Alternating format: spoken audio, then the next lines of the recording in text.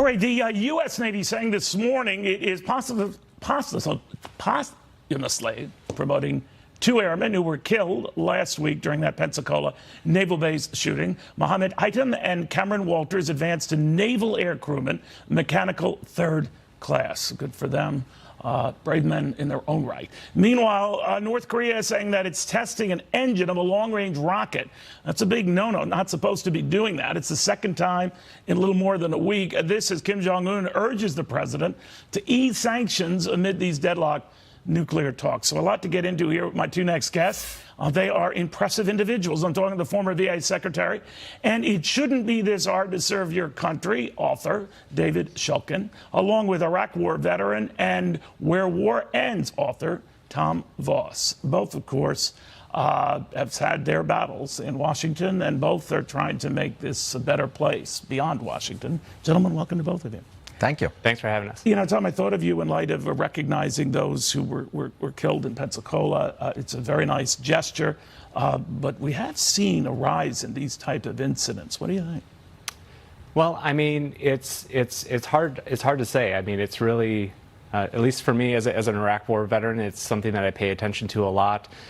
Making sure that you know, the men and women that have served are getting the services that they need and that are taken care of. So it's hard for me to watch, and I actually had to watch, you know, things like the fall of Mosul, like where I was deployed. So these are challenging things to, as a veteran, to see happening these days. So when you have seen these reports that have been out, more in the case of Afghanistan and our nearly 2-decade-long involvement there, and that higher-ups and other politicians were saying, you know, we weren't being honest about it wasn't making progress. They weren't so much talking about Iraq, to be fair. Right. But that a lot of people listen to that, Tom, and say, well, why should I suit up, sign up, serve my country when I could be lied to? What do you say? Well, I mean, it's challenging, again, it's challenging to see it happen from the political side, but I think there's a lot of value in serving your country. And at least for me, it's really important to be of service and to help those who need help, and to serve the country in general is, I think, a very great value, and I really value my service.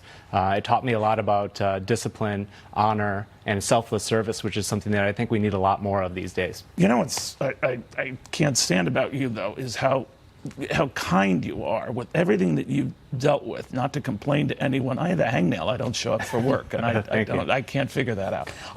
David, I could say the same in your case. As the former VA secretary, you were doing a boffo job. You find out via tweet you've been fired. But you're trying to remind people in your book, public service is still a high and higher calling, still worth it. A lot of people reading about your experiences, myself included, would say, well, maybe not. What do you say? Well, what keeps me going is people like Tom. And the greatest privilege of being secretary was spending time with the people who have sacrificed for this country and their families and who continue to serve. And you can't help but be inspired. And so as a private citizen, the ability to go to Washington to try to make this system better for our veterans, that's really what motivated me and continues to motivate for me. And the reason why Tom and I are continuing to advocate for those that are veterans to make sure that they're getting the best that this country can offer. Do you think they are? I mean, post your days, you know, you were trying to improve the service, the speed of service. If you weren't getting adequate treatment at a VA facility, you could switch over to a private facility, first in line sort of thing. How has that progressed? I think we're headed in the right direction. I think there's been a lot of progress that's been made. But we're dealing with decades of dysfunction and systemic issues in the VA system, and it's going to take a while. We have to stay at this consistently and with continuity of a vision on how to make this a system that really does work for our veterans. Do you think it's working better, Tom? I think they're making a lot more progress than when I first started going in 2008. I was diagnosed with post-traumatic stress in 2008, and that was my first exposure to the VA healthcare system. I got out of the Army in 2006, so it took me a few years to even go in and ask for help, which I think a lot of veterans... Did you have to wait? Was care late in coming? What? So I didn't have to wait. I went to the went to the Milwaukee VA, and I didn't have to wait, but I was kind of put through the system, as they say, at that time. So I went through many appointments, put on many different medications, and I found out that that wasn't right for me at that time. which is really important when we're talking about healing from traumatic experiences, especially war.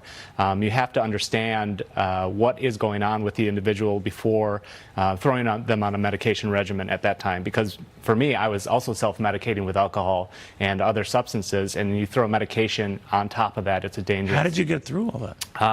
I ended up taking myself off of these medications, which I really don't recommend people doing. Obviously, you want to have your doctor help you with that. But for me, it was like I didn't really feel like a human, and at least when I was off the medications, I could feel the grief and the sorrow and the survivor's guilt and all these different things. And I think that sometimes we have to feel these things to be able to really understand the lessons that are in these events. When you've seen it up close and looking at veterans and dealing with them on both sides, was it your sense that a lot of it was mental as well? That many of them felt unappreciated or forgotten?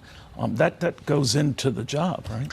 Well, I think one of the real ways of healing is to recreate the ability for veterans to help each other through these situations. And that's one of the reasons why I believe so strongly in a sustainable VA system, because it's an environment that not only respects, but understands and makes people feel comfortable to talk about the issues the way that Tom has.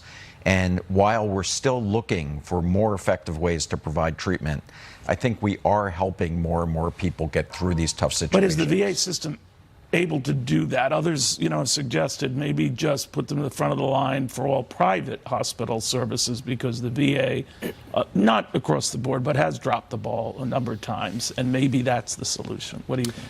I think when you do that, you're undercutting the value of peer support. So you look at something that's very helpful in my own healing was connecting with other veterans that have shared experiences. And when you remove the system of the VA, now you have veterans going off in many different directions and getting healing from different providers.